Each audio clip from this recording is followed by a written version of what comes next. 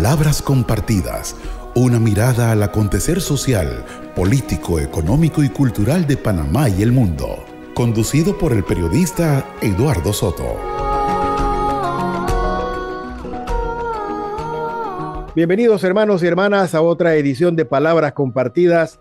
En este día tenemos como invitado especialísimo desde Argentina a Santiago Alarcón.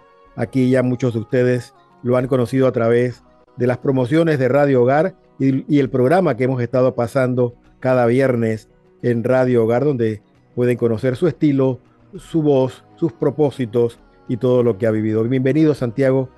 Tiene los micrófonos abiertos para representarte acá con la audiencia de Palabras Compartidas en Radio Hogar. Muy buenos días, gracias Eduardo, gracias a todos los que están del otro lado por la invitación. Me encanta que tener la posibilidad de charlar con ustedes y ya ahora sí, muy expectante, muy entusiasmados, ya estamos con los días contados para el viaje, así que ahora estoy empezando a sentir la vibra de viaje, el ambiente de viaje, así que claro, muy entusiasmado. Gracias por la invitación. Vamos a empezar este programa Palabras Compartidas, empieza por aquí siempre, ¿no? Conociendo un poco al entrevistado. ¿Dónde naciste tú? ¿Dónde vives? ¿A qué te dedicas? Si tienes familia, tienes hermanos, ¿qué has estudiado? Ese tipo de ficha biográfica siempre es importante para meternos en el asunto. Bien, buenísimo. Bueno, no sé, a medida que usted me vaya preguntándome, yo le cuento, no tengo problema. Para arrancar, soy casado. Eso fundamental, ya hace muchos años que estamos juntos con mi esposa. Imagínese que yo ya tengo 38 años, aunque parezca de 23, no se deje llevar por la apariencia. Tengo 38 años y desde los 18 que estoy junto con ella. En su momento, cuando fui protestante, nosotros nos habíamos casado, pero llegando a la fe católica, tuvimos que casarnos obviamente por la Iglesia Católica. El padre Javier fue quien nos casó, así que ya hace 2 añitos, camino a 2 años, que tenemos nuestro sacramento, así que bueno, nada, muy felices. Al margen de la fe que profesas hoy, tú tenías una vida secular, hacías algo en la vida antes de ser youtuber. ¿A qué te dedicabas? Palabras compartidas. ¿Qué no hice? La pregunta es ¿qué no hice? Yo diría, en Argentina somos muy de ser rebuscados, por así decirlo, ¿no? Rebuscado es la persona que, dadas las ocasiones, aprovecha para siempre sacar algún provecho de ello, ¿no? He sido, pero empleado de todo lo que usted se imagine. He trabajado en bingo, he trabajado en la industria alimenticia, he trabajado en la industria de la bebida, todo dentro de lo que son las fábricas, principalmente en la parte operativa. He sido supervisor, he trabajado de seguridad, he sido vendedor, he sido hasta bailarín en un momento, o sea que he hecho lo que usted se imagina con mi corta edad, lo que usted se imagina. Siempre que surgía la oportunidad de ganarse el mango, diríamos los argentinos, bueno, me vestía de lo que sea posible hacer. ¿Y has tenido estudios además de la secundaria o solo secundaria? No, bueno, a ver, acá entro en un terreno que mi mamá seguramente no va a querer oír. ¿Por qué? Porque mi mamá es siempre la que desde chico hay que terminar los estudios, y lamentablemente ese ha sido una cuenta pendiente, una asignatura pendiente que todavía tengo, presentar el título universitario.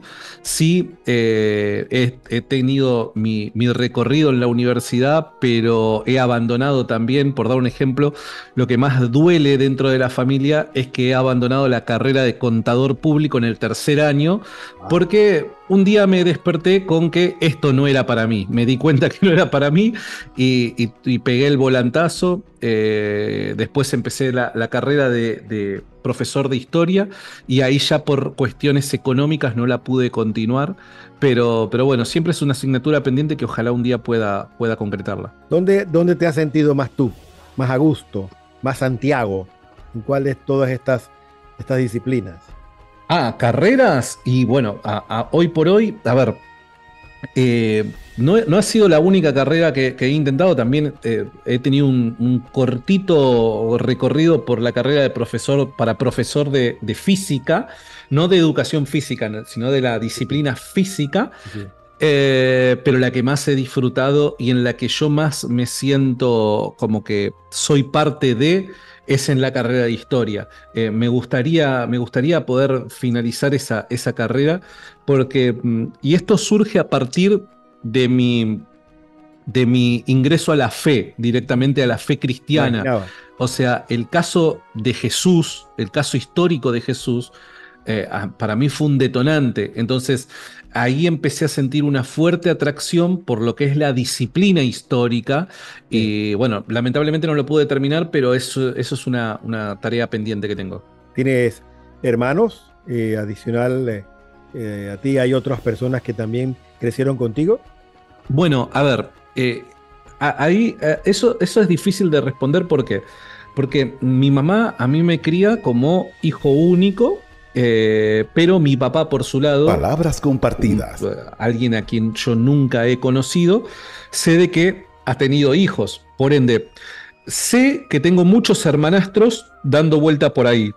Ok. Nunca me he cruzado con ellos, así que yo me autopercibo, dirían los progres de hoy en día, me autopercibo como hijo único. Tengo algunos hermanos dando vuelta por parte de padre que todavía no he conocido. Santiago, eres de Buenos Aires, creciste en Buenos Aires. Buenos Aires. ¿Cómo es crecer en una ciudad tan elefantiásica como esa? Bueno, a ver, recuerdos de mi infancia tengo muchos y muy gratos, pese a que hoy por hoy, mirando el pasado con ojos de adulto, ya me doy cuenta de cosas que en su momento no me daba cuenta, ¿no?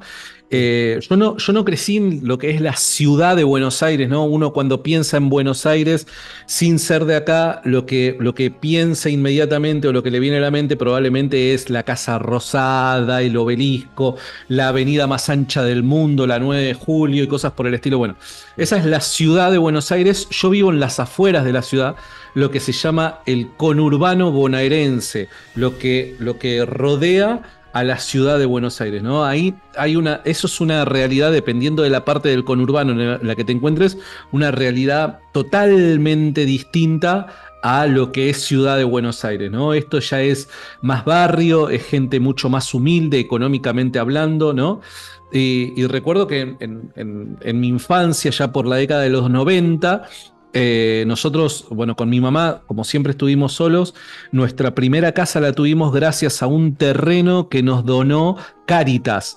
Y recuerdo que, bueno, nada, nos criamos en un barrio de Cáritas bueno, que daba a las familias que, bueno, no tenían ingresos o madres solteras con hijos, etcétera, ¿no? Entonces, al principio el barrio era hermoso porque era un barrio de gente laburadora con buenas intenciones.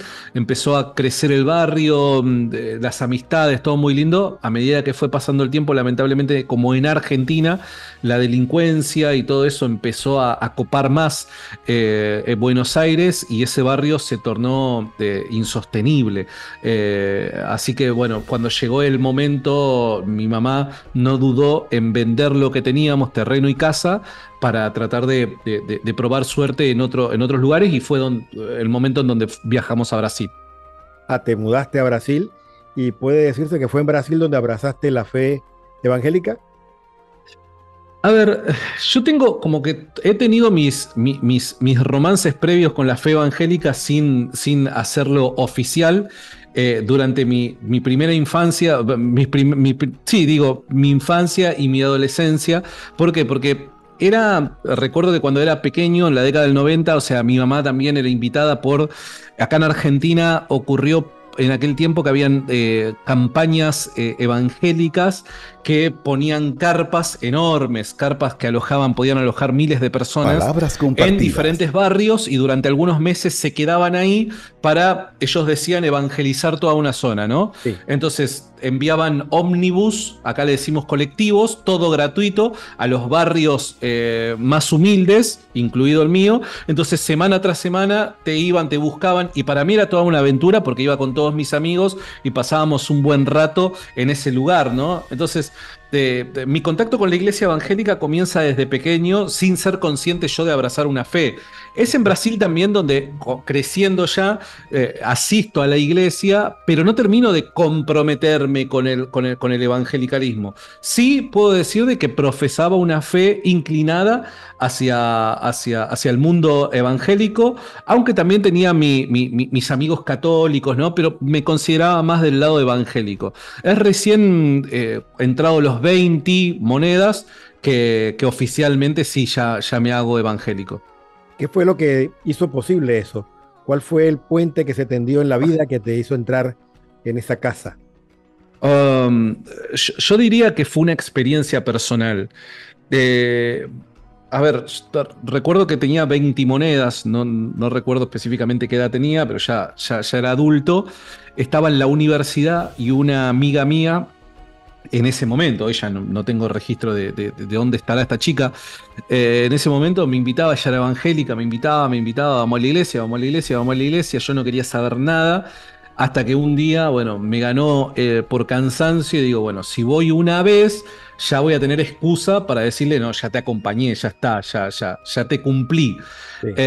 Bueno, la cuestión es que fui esa vez sentí algo especial dentro mío, que nada, que me hizo regresar, que me hizo volver y así, bueno, se fueron dando las cosas hasta que un día, recuerdo, para resumirlo, yo Claro. en ese tiempo estaba, o sea, la noche era mi vida, o sea, nunca fui de hacer cosas oscuras, por así decirlo, pero la noche era mi vida, me gustaba mucho salir a bailar de noche, jueves, viernes, sábado, domingo le daba, después me iba amanecido a trabajar y cosas por el estilo, y recuerdo que una noche en un campamento de jóvenes que estábamos ahí en la iglesia, esta chica ya estaba media rebelde con la fe cristiana en sí, y me dice, vamos, o sea, vamos y salgamos a bailar y ya está, yo estoy cansada de esto, y la acompaño hasta la puerta y como si fuera una imagen de una película me recuerdo hasta el día de hoy que ella estaba con la mano extendida, vamos a bailar, vamos a divertirnos, y del otro lado estaban los jóvenes cantando alabanzas, y era como que sentí, tengo que tomar una decisión, y en ese momento dije, no, discúlpame, me voy a quedar acá, y a partir de ese momento me quedé y ahí nunca más me separé del mundo evangélico hasta hace 2 años. ¿Es siempre tu perfil la apologética? ¿Es algo que también en la evangélica te inflamaba el alma o es algo que ha venido a ocurrir ahora?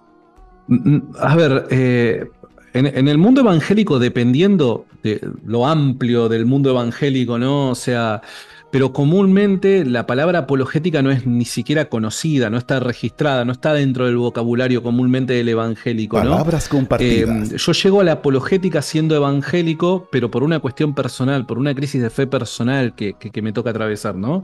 A ver, tenía yo la idea, a mí me encanta evangelizar, o sea, evangelizar, ir a compartir mi fe, me encanta.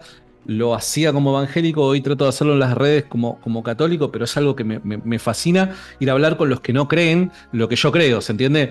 Está bien. Entonces, recuerdo que en una de mis remontadas en la universidad que trataba de retomar, cuando me inscribo, no sé por qué, empecé a soñar así al estilo apóstol Pablo evangelizando Atenas en el Areópago, ¿no? Hablando con los sabios de aquel momento. Yo pensaba que algo similar iba a vivir en la universidad evangelizando a los cultos de acá de Buenos Aires, ¿no? Bueno, resulta de que me choqué con una gran pared porque los planteos, objeciones que en la universidad le hacían a mi fe cristiana no eran para nada parecidos a lo que podía llegar a ser la verdulera de la esquina de mi casa, ¿se entiende? O sea, Sí. eran planteos bastante distintos y eran preguntas o objeciones que yo jamás me las había hecho. Hoy por hoy uno tiene una respuesta para ciertos planteos, pero en ese momento yo nunca me lo había puesto a pensar. Si Dios es bueno y todopoderoso, ¿por qué los niños mueren de cáncer? Honestamente nunca lo había pensado, y todas las religiones conducen al mismo Dios y todas predican el amor, todas predican la existencia de Dios. Y la verdad es que nunca lo había pensado y empecé a buscar respuestas, y en el lugar en donde yo asistía, la comunidad cristiana en la que yo asistía, a mis líderes fui a preguntarles estas cosas y bueno, misteriosos son los caminos del Señor. pero esa respuesta no era satisfactoria. O sea, mi corazón sabía que Cristo era el camino, la verdad y la vida, punto. O sea, mi corazón no se movía de eso, pero en mi cabeza, o sea, había un conflicto. Y yo siempre digo lo siguiente, o sea, la cabeza se desconectó del corazón. Este puente estaba roto. Entonces, acá tenía un conflicto, aunque acá tenía paz.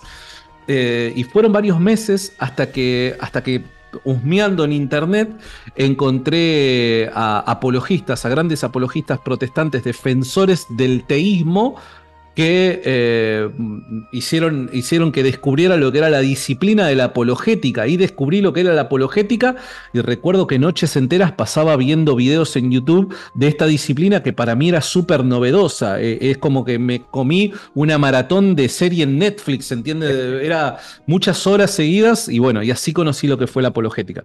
Este ha sido, y este es, y este será por un tiempo muy largo, esperamos. Santiago Alarcón va a estar aquí en Panamá desde el 18 de septiembre, la otra semanita. Ya está casi con un pie en la escalera del avión para llegar a Panamá y está reuniéndose con diferentes grupos. Y el 21 de septiembre a las 5 de la tarde en el gimnasio de la USMA vamos a poder conversar con él de esto y otros temas. Vamos entonces a conocer más de su vida luego de la pausa aquí en Palabras Compartidas por Radio Hogar.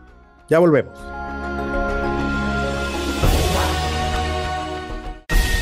Palabras Compartidas por Radio Hogar. Pronto regresamos.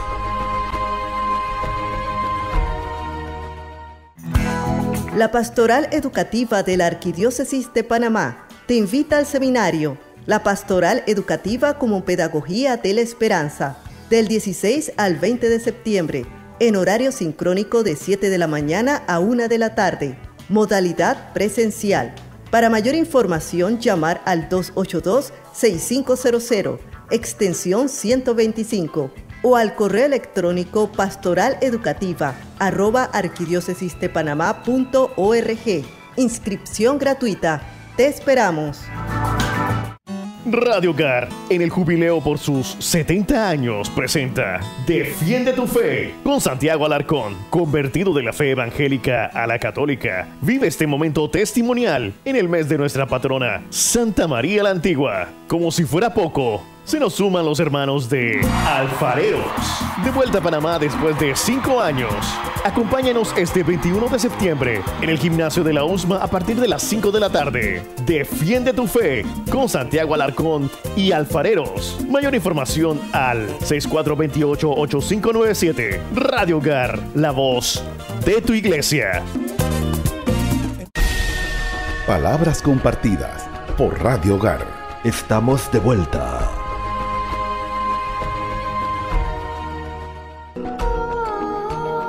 Regresamos con Santiago Alarcón, un joven argentino que dice que aunque aparenta 23, tiene 38 años, 2 de los cuales ha sido católico y se ha dedicado a la apologética, es decir, a la defensa de la fe. Pero él habla de disciplina y habla de trabajo. Esto no es solamente salir a repetir fórmulas, ¿no es así, Santiago? La apologética no es solo repetir lo que otras personas están diciendo o lo que un dogma dice y ya. ¿Qué entiendes entonces tú por ese ministerio que te ha dado Dios y que llevas tan bien y te sale tan natural? ¿Cómo lo entiendes exactamente? ¿Crees que es solamente ponerse un yelmo y salir a batalla o hay algo más allí que te llama Dios? A ver, yo siempre digo, entrando en una contradicción, no lo voy a negar, yo siempre digo, no soy apologista, pero no puedo negar de que hago apologética. Entonces eso es contradictorio, lo sé. Pero ¿por qué digo que no soy apologista? Porque yo no me dedico al estudio para poder dar razones de mi fe. Lo que intento hacer es poder interactuar con personas que tienen algunas objeciones, planteos, preguntas respecto a mi fe, y tratándome de poner en los zapatos de ellos, yo siendo ex protestante, tratar de responder sus inquietudes. Vos tenés mucha razón. A ver, la apologética en sí no debe ser una disciplina estructurada, ¿no? No debemos pensar en la apologética como una fórmula o como en un manual de 12 pasos para convertir al protestante en católico. Le tenés que decir esto y esto. No. Cuando practicamos la apologética, practicar apologética no necesariamente recae eso sobre quien asume la labor de apologista, sino ese deber debería recaer sobre todo cristiano que desea compartir su fe con alguien que no es cristiano. Lo que deberíamos hacer es tratar de, por sobre todas las cosas, escuchar a la otra persona, entender de dónde nacen sus inquietudes y a partir de ahí, si podemos, ofrecerle lo que sea necesario para satisfacer sus necesidades intelectuales y, ¿por qué no?, también emocionales, ¿no? Sí. Entonces me parece que lo más importante que debemos tener en cuenta no es cuántos argumentos silogismos sofisticados podemos memorizar, sino ser capaces de no estar ansiosos de dar razones, sino estar prestos a poder oír lo que tiene el otro para decir. Y habiendo entendido el otro el por qué es que dice y siente o piensa lo que piensa, recién ahí tratar de, si se puede, intervenir para ayudarlo a poder encontrarse con la plenitud de la fe. Palabras compartidas. ¿Puedes contarnos, para no saltarnos las etapas, cómo fue ese momento en el que tú dijiste, ¿sabes qué? En la católica encuentro respuestas que no hay en otro lado? Cuéntale al público panameño que te escucha cómo vivió Santiago Alarcón ese momento. Bueno, a ver, el paso de fe no es un momento, ¿no? Siempre hay un instante que uno recuerda como ese instante que fue bisagra, ¿no? Pero es como que es un cúmulo de cosas, es un tiempo en el que uno viene procesando internamente muchas cosas. Yo recuerdo que todo comenzó durante mis primeros años como evangélico. Yo era demasiado anticatólico, pero demasiado anticatólico. O sea, yo pensaba, realmente era uno de los que pensaba que Roma era la gran ramera del Apocalipsis, que el Papa era el anticristo. Yo lo enseñaba de esa manera. Durante años, los 8 de diciembre, peregrinación a la Basílica de Luján, acá en Buenos Aires. Durante esa fecha, yo iba con grupos de personas a quienes yo mismo capacitaba para evangelizar a los católicos que estaban en medio de la peregrinación. Nosotros, con un grupo de personas, los interveníamos y los cruzábamos y empezábamos a hablar con ellos y esto que el otro para tratar de sacarlos de la Iglesia Católica. Eso lo hice durante muchos años. Hasta que empiezo con el tema de la apologética. Cuando empiezo con el tema de la apologética, uno de los temas clave era el caso de Jesús, o sea, el caso de Jesús, pero visto ya no solamente a partir de los ojos de la fe, sino visto, analizado a partir de los datos históricos. Entonces empiezo a hacer una investigación histórica que ya no se limitaba exclusivamente a la Biblia, como un buen evangélico sola escritura, ya no se limitaba exclusivamente a lo que dice la Biblia, sino también a la voz de los primeros cristianos. ¿Y qué fue lo que me encontré? Me encontré con que, número uno, aquellos primeros cristianos profesaban una fe que era algo distinto a la fe que yo predicaba y creía. Esto me llamó poderosamente la atención porque en la labor histórica yo lo que proponía para el caso de la resurrección de Jesús es que los cristianos más cercanos a la época apostólica necesariamente tuvieron que haber predicado más puro el mensaje de Cristo sin ningún tipo de corrupción. A medida que el tiempo avanza, mi hipótesis era, el tiempo avanza y la corrupción puede llegar a filtrarse en el mensaje. El problema está en que yo creía algo que los primeros cristianos no creían, y yo no creía en cosas que los primeros cristianos sí creían. Entonces, el argumento que yo utilizaba se volvía en contra de mi fe. ¿Se entiende? Sí, y claro. Esto empezó a generarme ciertas inquietudes. No solamente eso, sino que mi objetivo, una vez que empiezo a practicar la apologética siendo evangélico, nunca fue apologética contra el catolicismo, porque empecé a ver el valor que tenían las fuentes católicas, los autores católicos, la tradición católica, cosa que yo desconocía antes. Entonces empecé a dejar de ser anticatólico. Lo que sí, combatía fuertemente lo que era el escepticismo, ateísmo, agnosticismo y demás, ¿no? Palabras compartidas. Y un día, elaborando el caso de Jesús, digo, acá yo tengo un problema. ¿Por qué? Porque, ¿qué pasa cuando al escéptico vos le presentás exitosamente el caso de Jesús? Bien, fantástico. Abraza al cristianismo por causa de quién es Jesús de Nazaret, de su muerte, su resurrección y de su identidad. Bien, pero ¿qué pasa con ese escéptico a partir de ahora? ¿Y ahora qué? O sea, ¿qué es lo que debe hacer? Está bien, creo en Jesús, creo que Jesús es Dios, creo que Jesús murió y resucitó, perdonó mis pecados. ¿Y ahora qué? ¿Cómo sigo?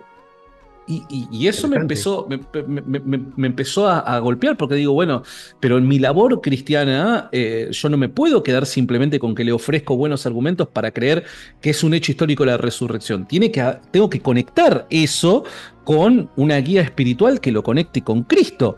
Ahora, ¿cómo continuó? Bueno, el siguiente paso era la Biblia. La Biblia tiene que ser autoridad. Yo en ese momento soy la Escritura, la Biblia tiene que ser autoridad para la fe de esta persona. Pero yo, ¿cómo le demuestro a un escéptico que la Biblia es palabra de Dios? ¿Cómo hago?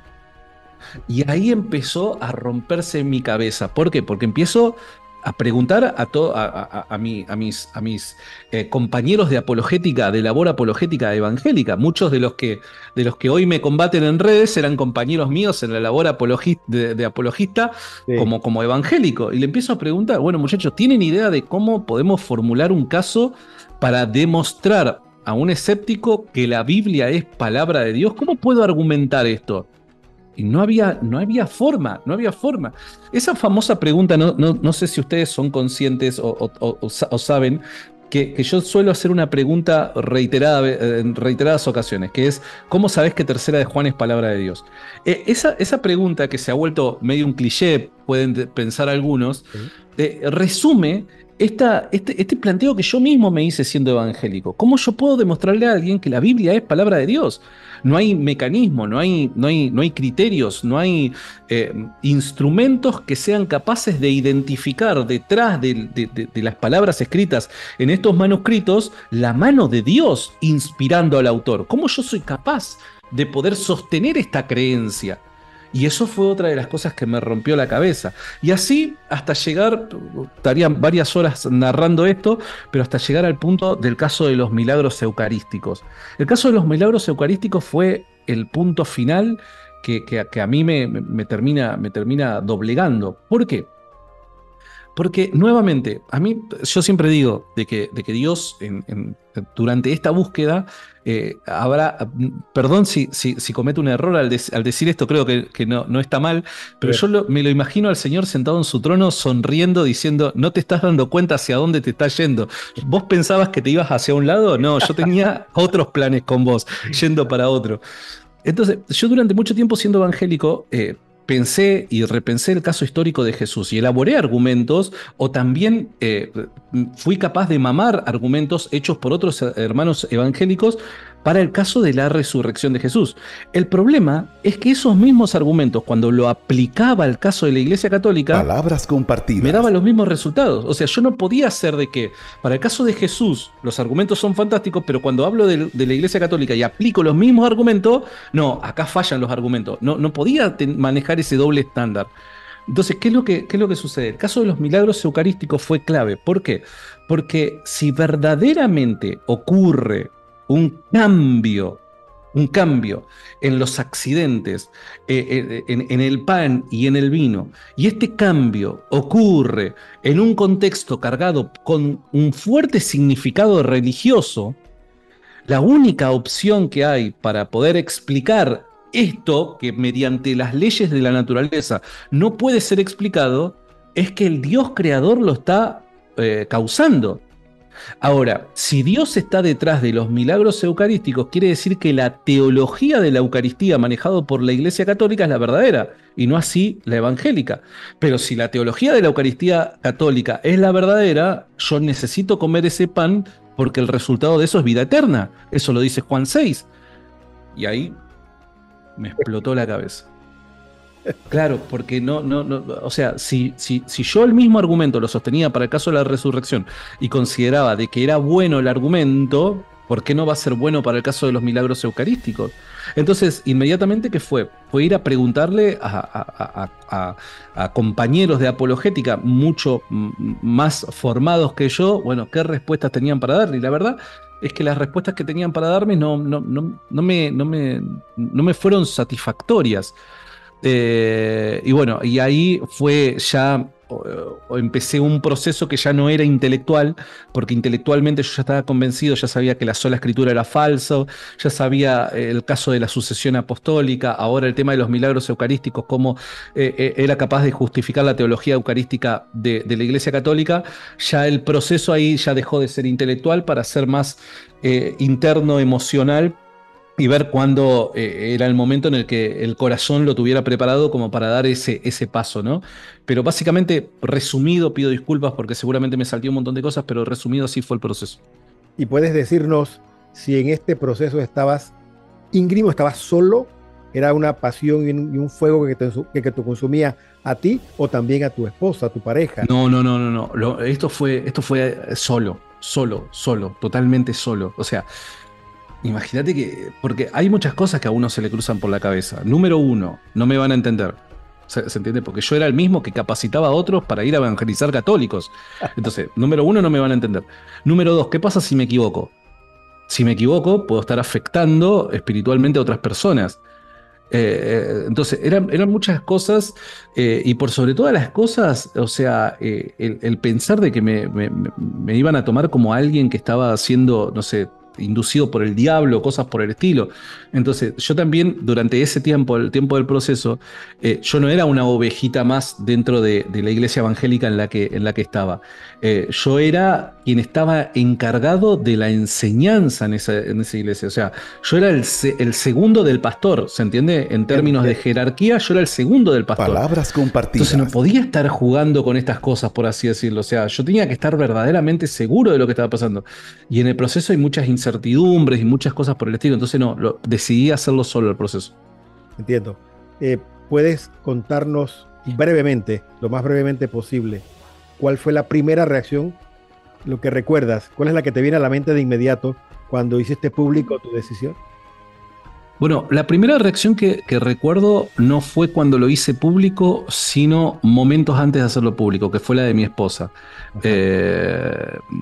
No sé si, yo siempre lo cuento de esta manera, no sé si viste la película de Rocky 2, ¿viste alguna vez la película de Rocky, el boxeador? Claro. Bueno, viste que en la película de Rocky 2 hay un momento en donde Rocky quiere ir a pelear, pero no tiene el permiso de Adriana. Sí. Y cuando Adriana se despierta del coma, ella le dice, ve y gana. Y sí. Rocky como que se envalentona y sale y empieza a entrenar. Bueno, a mí me pasó exactamente lo mismo. Yo estaba con mucho temor, ya habiendo entendido, ya por dentro, ya estando seguro, pero estaba con mucho temor por muchas cosas. O sea, primero, mi matrimonio. Segundo, bueno, ¿qué es lo que va a pasar con la iglesia en donde estaba yendo? Mis amistades, aquellas personas. O sea, son muchas cosas que te vienen a la cabeza, ¿no? Y recuerdo que una mañana nos levantamos y había algo dentro de mí que decía, bueno, es ahora. Y le digo a mi esposa con temor, yo me acerqué con temor, le digo, me parece que es hora, lo quiero decir. Y mi esposa lo primero que me dijo, yo te apoyo, hacelo. Y ella todavía no había ni siquiera entrado en el proceso ella. Pero ella me apoyó, me dijo, yo estoy con vos, hacelo. Cuando me dijo así, a los 5 minutos había encendido la cámara y ya estaba diciendo me hago católico. Esa fue la primera reacción, porque era la que necesitaba. Después que todo el mundo se me venga en contra, no tenía ningún problema, pero yo necesitaba, por eso siempre digo, Dios fue muy bueno conmigo, porque la única persona que yo necesitaba que me apoyara es la única que me apoyó. Si mi esposa no me hubiera dicho que sí, hacelo, probablemente todavía seguiría siendo evangélico por temor, pero Dios conoce nuestras debilidades y ahí me dio una gran mano. Hermosa historia. Estamos escuchando a Santiago Alarcón, él es argentino, va a estar en Panamá en los próximos días en un evento para Radio Hogar y también la parroquia San Martín de Porres y la parroquia Guadalupe, donde va a estar conversando con nosotros sobre esto, sobre su paso de la iglesia evangélica a la católica, pero creo que hay mucho más que eso que contar. Y vamos en el siguiente segmento a hablar un poquito más de eso. Regresamos a Palabras Compartidas aquí en Radio Hogar.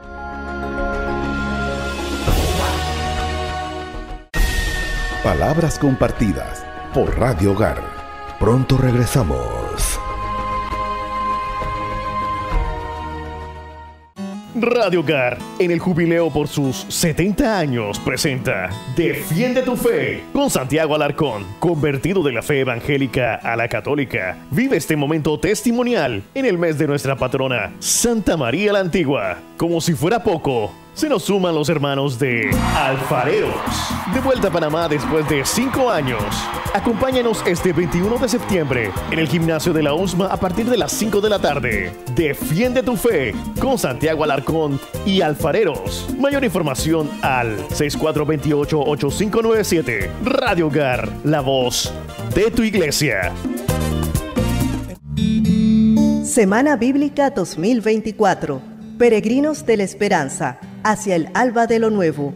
Relatos de la pasión, muerte y resurrección en el Evangelio de San Marcos. Del 16 al 20 de septiembre, en el Salón Marcos Gregorio Magrat, del Arzobispado de Panamá. Expositor, el presbítero Hernán Cardona, salesiano de Don Bosco, doctor en Teología Bíblica. Se realizarán 2 jornadas, en la mañana de 8:30 a 12 mediodía y en la tarde de 5:30 a 8 de la noche.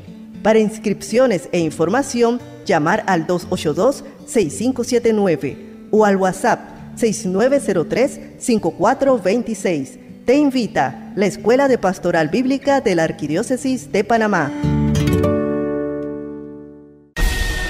Palabras Compartidas por Radio Hogar. Estamos de vuelta.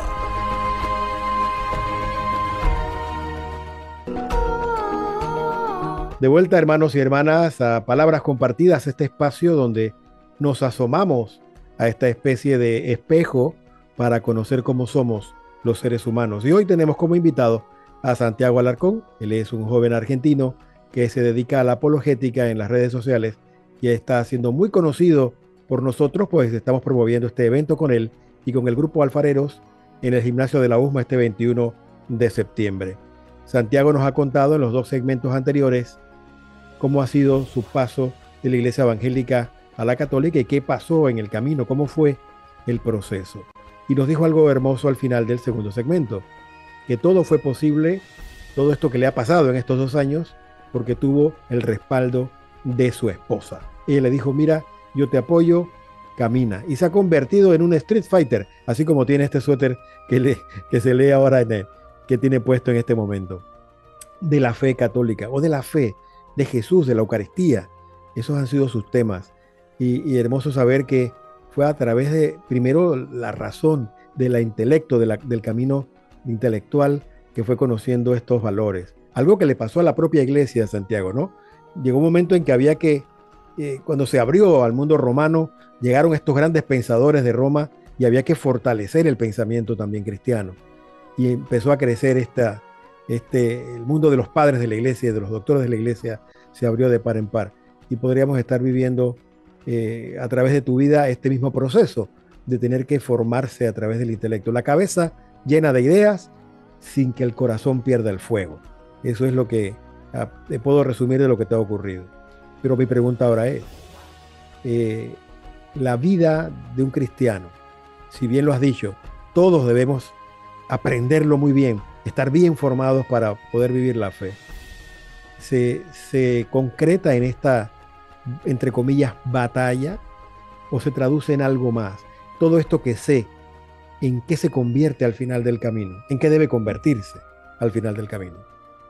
Si lo que sabemos no lo vivimos, no tiene ningún tipo de sentido saberlo, ¿no? O sea, el conocimiento tiene que tener tiene que tener una razón de ser en nosotros, ¿no? O sea, tenemos que presentar frutos a Dios. El fruto que nosotros presentamos a Dios no es el saber mucho, sino el qué hago con eso que sé. Bueno, puedo ayudar a otros, puedo instruir a otros, puedo sacar del error a otros, pero siempre presentando frutos al Señor o teniendo la intención de presentar frutos al Señor, cambiando nuestras vidas y demás, ¿no?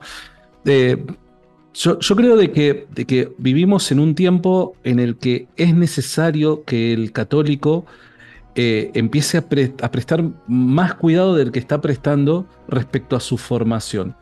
Porque lamentablemente en Occidente estamos viviendo Palabras compartidas. tiempos turbios, tiempos en donde las ideas están siendo sacudidas, en donde gracias a la tecnología que puede ser muy bien usada como lo estamos usando ahora, pero que también puede ser muy mal utilizada, difundiendo mentira, difundiendo error, causando confusión. Y hoy la tecnología y esta, entre comillas, información la podemos tener al alcance de nuestras manos. Por ende, necesitamos ser conscientes que es necesario formarse en cuanto a nuestra fe, por varias razones. Hay gente que cree de que no es necesario porque, bueno, mi fe es inamovible, yo tengo esta fe y no va a pasar nada para que las cosas cambien. Bueno, si tenés esa clase de fe y tenés esa confianza, gloria a Dios, te aplaudo, pero no tenemos que pensar en nosotros mismos, en nosotros únicamente, sino pensar también en el resto, en aquellos que nos rodean. La formación sirve tanto para poder fundamentar nuestra fe, para poder nosotros tener mayor seguridad de aquello que creemos, pero también ayuda al resto, ayuda al católico que puede quizás enfrentar crisis de fe, nosotros pudiendo ofrecerle respuestas, pudiendo ofrecerle mediante estas respuestas e información paz a su corazón, como así también al que necesita ser evangelizado. El que necesita ser evangelizado tiene muchas ideas en su cabeza que por lo general chocan con la verdad católica. Y esas ideas, primero, antes de poder llegar con el Evangelio, esas ideas necesitan ser contestadas. El campo necesita ser allanado para poder el Evangelio entrar sin ningún tipo de obstáculo. Y es ahí en donde nosotros también tenemos que ser conscientes de que lamentablemente en Occidente estamos viviendo en un tiempo que parece ser el inicio de una época que pretende ser post-católica, en donde el escepticismo, el agnosticismo, ateísmo, hasta el protestantismo, religiones orientales y demás, quieren cada vez más abarcar y alcanzar nuevos lugares en la cultura, en la sociedad, en la conciencia colectiva de distintos pueblos, y parece ser de que la gente empieza a dejar de lado lo que es la religión de nuestros padres, ¿no? Entonces, dado que vivimos en un escenario tan difícil como el que nos toca vivir en Occidente, necesitamos ser conscientes de que la formación es clave, tanto para nosotros como para los que nos rodean, sean católicos o no lo sean, para fortalecer la fe de nuestros hermanos como para alcanzar a aquellos que todavía no han sido alcanzados o que se han apartado de la fe. Mira, yo era uno de esos muchachos, Santiago, que cuando enfrentaba problemas, me parecía tan poca cosa que la tía, que tenía una tía, yo le decía tía, era una vecina, llegaba con su camándula a rezar el rosario a mi casa y decía, con esto pretende solucionar el problemón que estamos teniendo aquí en la casa, con falta de empleo, con falta de comida, con un familiar detenido en la cárcel, con ese recito del rosario. Y a veces se piensa que la Iglesia Católica, símbolo representada en esta doñita, hace poca cosa. Las verdades de la Iglesia Católica son poca cosa para los grandes problemas que afrontamos en la sociedad. ¿Qué le respondes tú a muchachos así como era yo y como tal vez eras tú, o la mayoría de los que nos rodean, de que esas respuestas teológicas no son lo suficiente para los grandes problemas sociopolíticos y económicos que vivimos? Palabras compartidas. Y que deberían interiorizarse un poco más en lo que es la fe católica, ¿no? La fe profesada por la Iglesia Católica. Ya sea que lo pregunte un católico, porque hay muchos católicos que pueden pensar de esta manera, perdiendo la fe o quizás no orientando correctamente su fe, pueden caer en esta clase de planteos, como también escépticos que dicen, ¿cómo vas a pretender vos resolver los problemas que tenemos con tus oraciones y tu fe? Bueno, tanto para uno como para el otro, hay que interiorizarse más en lo que es la fe católica. La fe católica no es simplemente, que no es nada simple, ojo, pero entiéndase, Sí. lo que es la devoción personal o la devoción popular. La fe católica también es un conjunto de creencias que funcionan de manera orgánica para, a partir de ciertos principios que se conocen por medio de la revelación, podamos construir un sistema bien fundamentado que sea capaz de poder llevar adelante la sociedad. A partir de ciertos principios, por dar un ejemplo, ¿no?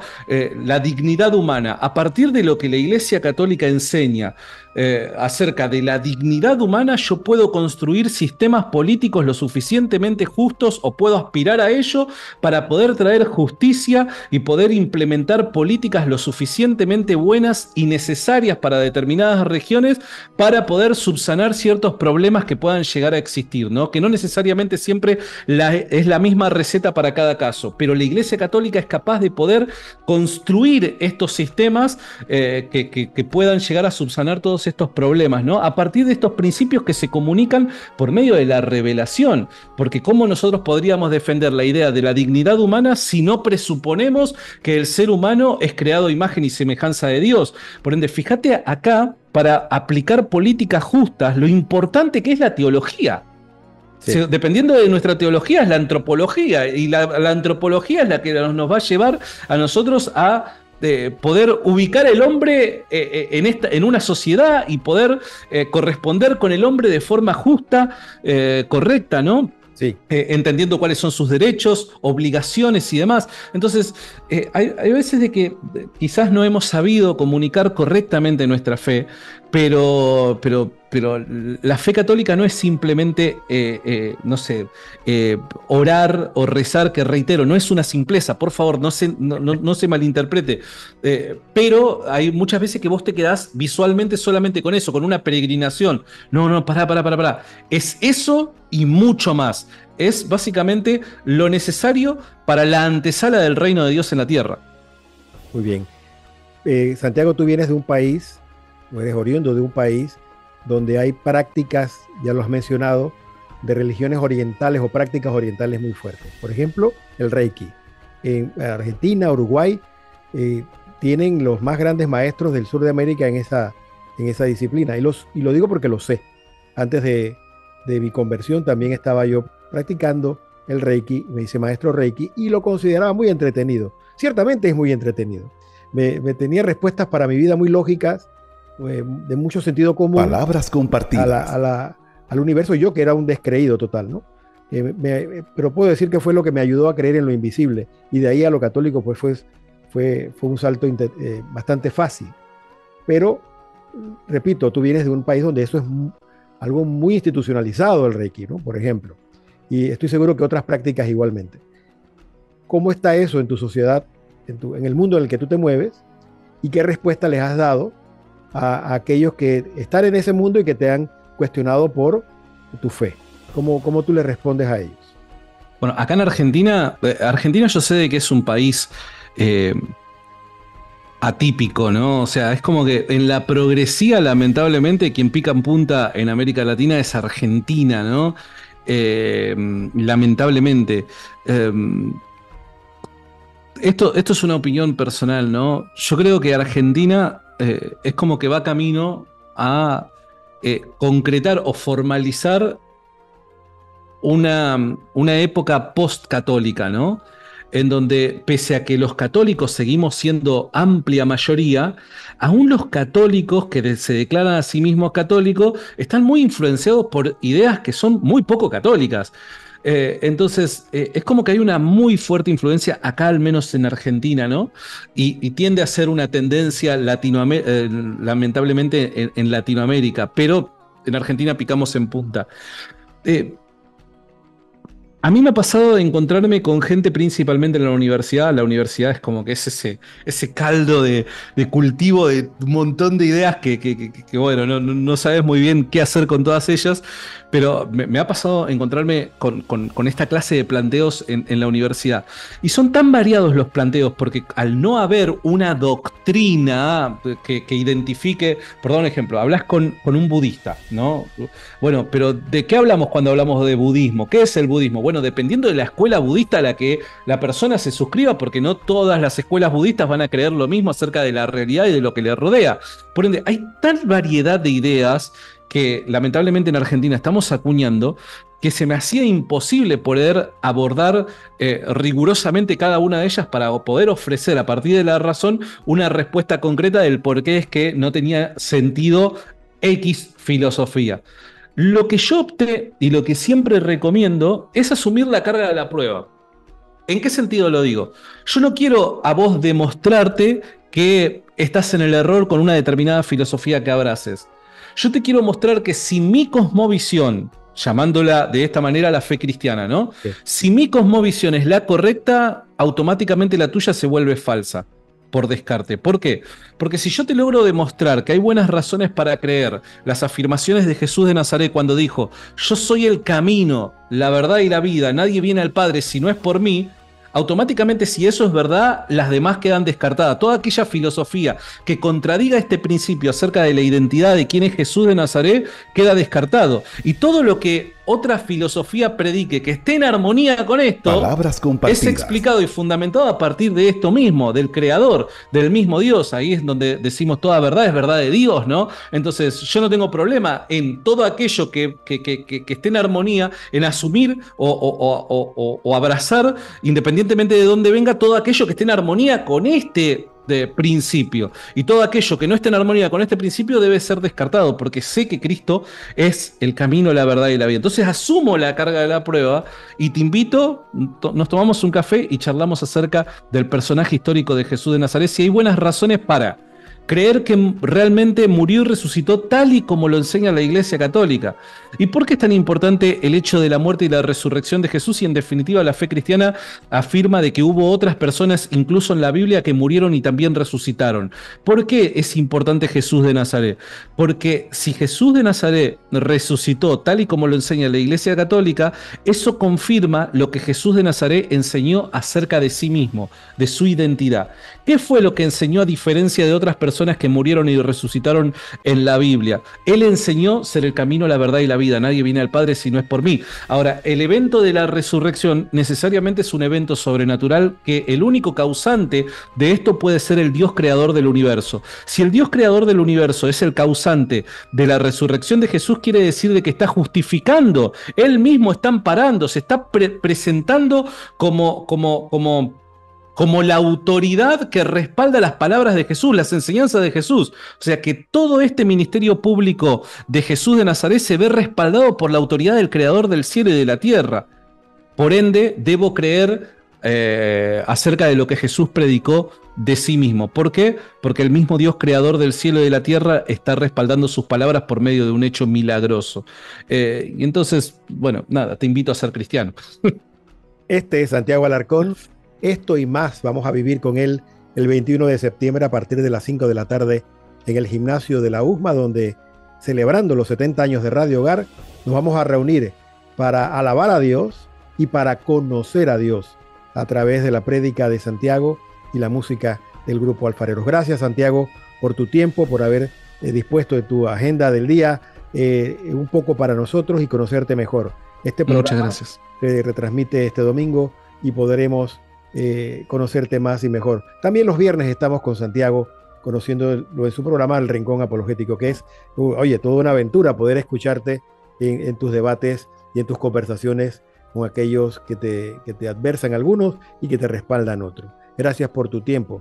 Esto ha sido Palabras Compartidas aquí en Radio Hogar. Los micrófonos para que te despidas, Santiago. Muchísimas gracias a vos, a toda tu audiencia, a la gente de Panamá, un abrazo enorme. Ahora sí, ya estoy, viste, los meses previos era como que tenía en la cabeza, falta mucho. Ahora no falta mucho, estamos a 2 semanas nada más. Así que ya estoy con clima de viaje, estoy con muchas ganas de visitarlos y les agradezco muchísimo a todos los que están del otro lado haciendo esto posible. Gracias de corazón porque me siento realmente honrado por haber pensado en mí. Gracias de corazón. Bendiciones a todos, nos escuchamos y vemos la próxima semana.